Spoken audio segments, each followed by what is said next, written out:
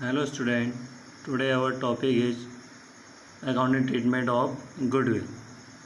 It's related, I already told, it's a general entity, it's a account treatment of goodwill at the time of retirement, how to calculate its related numericals. Today discuss with video, and one problem I solve it and remaining problem you will solve. Firstly, all the students should the knowledge of account treatment of goodwill general entity. What is the general entity of the account treatment of goodwill at the time of retirement? At the time of retirement accounting treatment of goodwill की general entry क्या होती है? सभी बच्चों को पता होना चाहिए क्या होती है. इसमें होता है remaining partner capital account debit to retiring partner.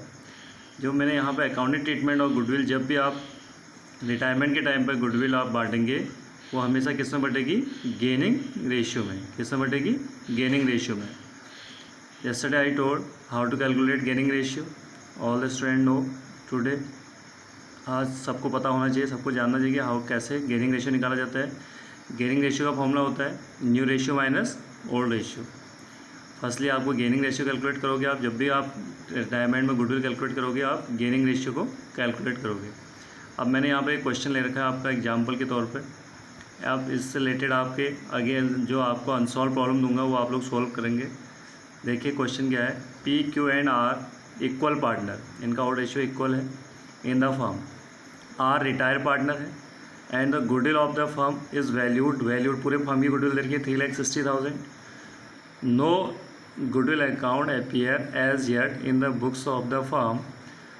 P and Q agree to share future profit in the ratio of 3:2. और जो फ्यूचर रेशियो का मतलब होता है न्यू रेशियो. भविष्य में P और Q का जो न्यू रेशियो है कितना है? 3:2 है. न्यू रेशियो गिवन है, ओल्ड रेशियो आपको गिवन है इक्वली. तो आपका पहले सबसे पहले आप गेन निकालोगे. तो पास necessary general entry. General entry करने से पहले आपको गेनिंग रेशियो पता होना चाहिए. गेनिंग रेशियो आपको पता नहीं है तो आप सबसे पहले क्या निकालेंगे? गेनिंग रेशियो फाइंड करेंगे. सबसे पहले आप पार्टनर लिखेंगे, सॉल्यूशन करेंगे. जब पार्टनर है आपका P Q एंड R, इनका रेशियो है इक्वली का मतलब 1:1:1. 3 पार्टनर है. R रिटायर पार्टनर शेयर निकाला आपने 1/3 हो गया. फर्म से गुडविल दे रखी है 3,60,000. न्यू रेशियो दे रखा है P एंड Q 3:2. इतना गिवन है. गेनिंग रेशियो का फॉर्मूला आपको पता होगा तो आप आराम से गेन निकाल सकते हैं. गेनिंग रेशियो इक्वल टू होता है new ratio minus old ratio. P का गेन निकाला आपने 3/5. ओल्ड आपका क्या है, न्यू आपका क्या है 3/5. 3:2 यानी 3/5 माइनस 1/3 ओल्ड हो गया. एलसीएम 15 ले लिया. 5 3 और 3 9 माइनस 5 इज इक्वल टू हो गया आपका 4/ कितना हो गया? 4/15. ऐसे सेम आपका आर का निकालोगे 2/5 माइनस 1/3 आपका कितना आ जाएगा? 1/3 यानी कि 5 एलसीएम 15 होगा, कॉमन 15 है तो आपका 15 5 3 3 2 6 माइनस 5 3 5 15 5 1 5 यानी कि 1/15 आ गया. यानी कि गेनिंग रेशियो आपका P एंड Q का देखेंगे तो क्या निकलेगा? 4/15 रेशियो 1/15. 15 एलसीएम कॉमन है तो 4:1 इसका क्या निकल गया है? गेन निकल गया. अब ये गेन किसका काम आएगा? गुडविल को डिस्ट्रीब्यूट करने का. अब आपको देखिए फॉर्म में देखिए फॉर्म की गुडविल कितनी है? पूरी 3,60,000. अब ये पूरे फर्म की गुडविल है. अब इसमें से आप किसका? रिटायर पार्टनर का शेयर निकालोगे. रिटायर पार्टनर का आर का हमने शेयर निकाला. देखो आर्स दिख रहा होगा आपका. आर शेयर ऑफ गुडविल कितनी है?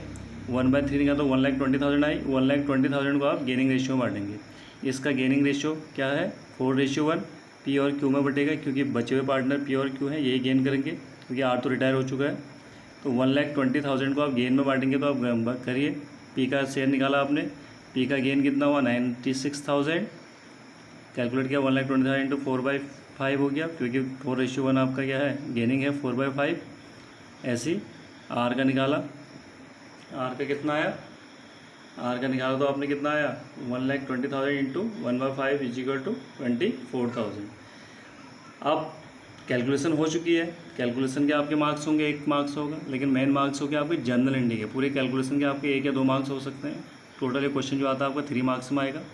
एग्जाम में 3 या 4 3 या जो एग्जाम में जो इसका जो क्वेश्चन आपका आएगा इसका जो क्वेश्चन आएगा आपका 3 या 4 मार्क्स का आएगा। कितने का आता है?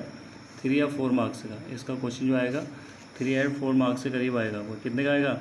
या तो 3 का आएगा या 4 मार्क्स का, इससे ऊपर का क्वेश्चन नहीं आएगा। 3 या 4 मार्क्स का क्वेश्चन होगा। अब हम आपको आपको कैलकुलेशन आपकी हो चुकी है, अच्छे से कैलकुलेशन हो चुकी है। कैलकुलेशन करने के बाद आपको मेन है जनरल एंट्री अगर आपको लर्न है तो आप इजीली इसका जनरल एंट्री पास कर दो। लेकिन पूछा क्वेश्चन में ये है, पास necessary general entry for goodwill की जनरल एंट्री पूछी है। तो गुडविल की जनरल एंट्री क्या होती है? रिटायर कौन हुआ है? आर। तो गुडविल की जनरल एंट्री क्या बताई थी मैंने? कंटिन्यूइंग पार्टनर कैपिटल डेबिट होगा, यानी कि रिमेनिंग पार्टनर डेबिट होंगे और रिटायर पार्टनर हमेशा क्रेडिट होगा। ये ध्यान रखना। एक ही जनरल एंट्री पास होती है यहाँ पर जब भी रिटायरमेंट पार्टनर होता है, रिमेनिंग टू रिटायरिंग। वही चीज़ मैंने कहा। तो रिमेनिंग कौन है? P and Q. General entry ऐसे बनेगी, जनरल एंट्री के फॉर्मेट में बनाओगे। यहाँ पर डेट नहीं होगी तो सीरियल नंबर लिखना है, तो डेट लिखना, date particular LF debit amount credit amount. अब देखिए इजीली आप इसको बड़े ध्यान से देख सकते हैं, दिख रहा होगा सबको, इजी दिख रहा है ना? क्या लिखा है? P's capital account debit, Q's capital account debit to R's capital account. P में जो आपकी कैलकुलेशन करके आई थी 96,000, 24,000 and 1,20,000। P's capital account debit, Q's capital account debit to R's capital account. देखो गेनिंग रेशियो बढ़ गया। गेनिंग रेशियो किस रेशियो में था आपका? 4:1। नरेशन में लिखा है being retiring partner shares of goodwill adjusted to remaining partner in their gaining ratio 4:1। तो 96,000 आपका डेबिट था पी की कैपिटल, और क्यू की कैपिटल थी आपकी 24। टोटल था 1,20,000 आया था आर का शेयर। तो 1,20,000 आपका डिस्ट्रीब्यूट हो चुका है। तो यहाँ तक आपके जब भी आपका ये तो है गुडविल, जब रिटायरमेंट पार्टनर की जब रिटायर होता है पार्टनर तो गुडविल का ट्रीटमेंट हमेशा ऐसे ही करोगे आप। गुडविल का ट्रीटमेंट हमेशा क्या होगा? रिमेनिंग टू रिटायरिंग करके ही होता है गुडविल का ट्रीटमेंट, ठीक है। अब दूसरा एक केस और है इसमें, जो आपको पहले से हमने एडमिशन में भी पढ़ रखा है। एडमिशन में क्या पढ़ा था? When goodwill already appear in the books of the firm. जब गुडविल अकाउंट ऑलरेडी अपेयर होता है in the books of the firm, तो इसकी जनरल एंट्री सिंपल से जनरल एंट्री होती है। वो होती है all partner capital account debit to goodwill account. जितने भी पार्टनर इसमें होंगे वो डेबिट होंगे, टू गुडविल अकाउंट क्या होगा? क्रेडिट होगा। All partner capital account debit to goodwill account, ये हमेशा ओल्ड रेशियो में बटेगा।